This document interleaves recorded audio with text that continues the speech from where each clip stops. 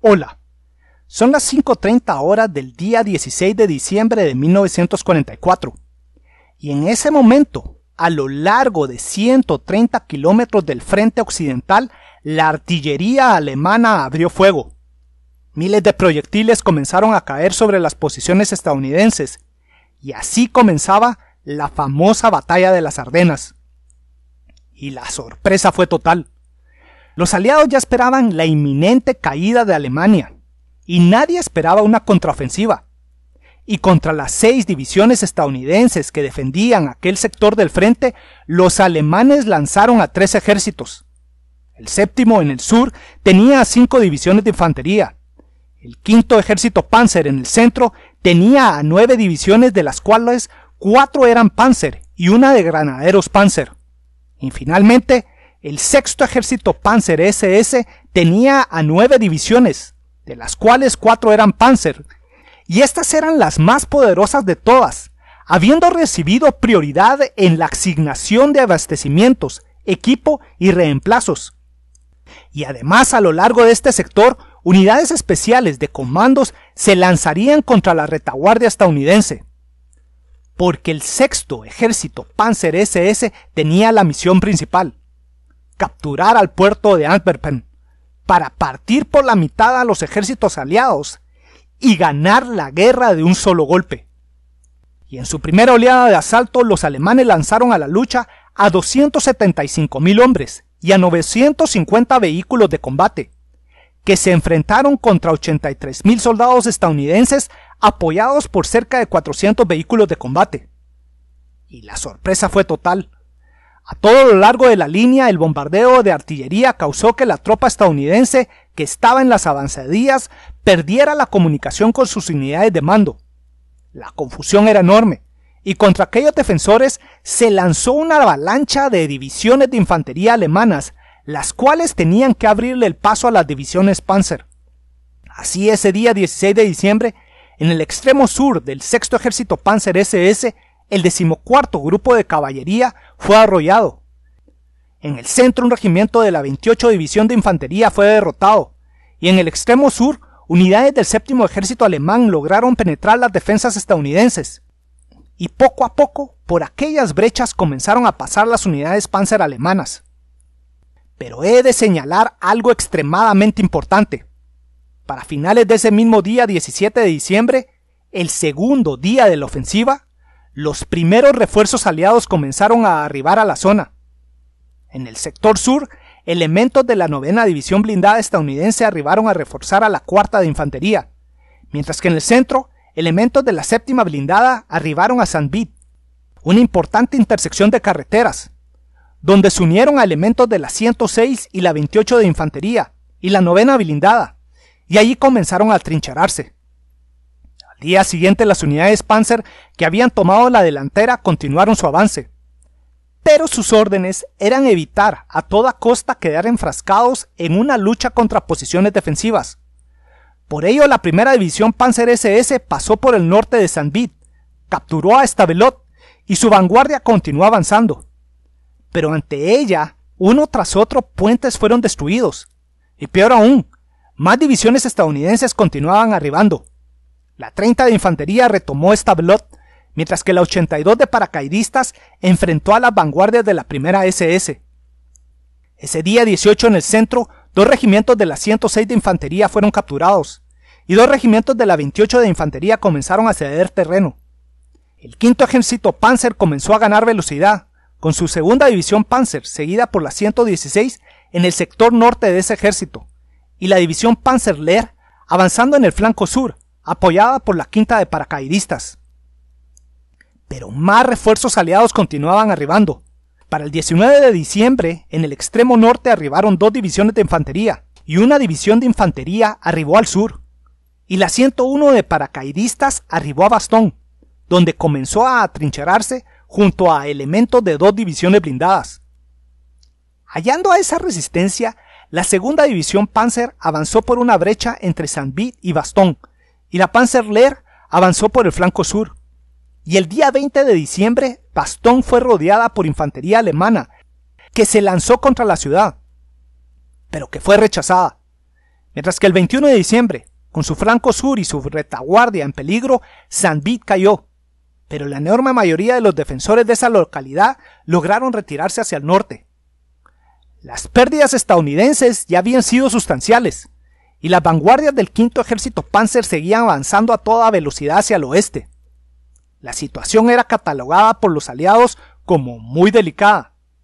Pero pese a esa realidad, el 22 de diciembre, a solo 6 días de iniciado el ataque, el grueso del tercer ejército estadounidense del general Patton fue lanzado contra la sección sur del avance alemán, y su objetivo, rescatar a los defensores de Bastogne.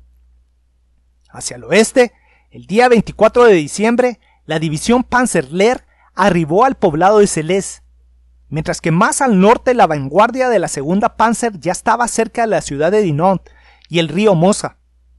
Pero la confusión que inicialmente había atrapado a los aliados ya había desaparecido, y como una muestra de esa realidad, ante el Mosa ya estaba una fuerza sustancial combinada anglo-estadounidense que detuvo en seco a las vanguardias de las divisiones Panzer alemanas. Simplemente, el día 24 de diciembre los alemanes arribaron al punto más lejano de su avance.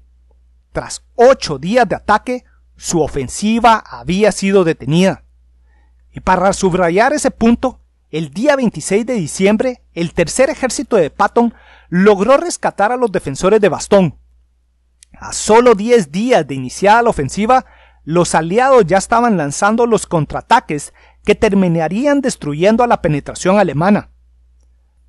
La ofensiva de las Ardenas había fracasado. Bueno, hemos llegado al final de otro video. El plan de ataque alemán había asumido 3 puntos fundamentales.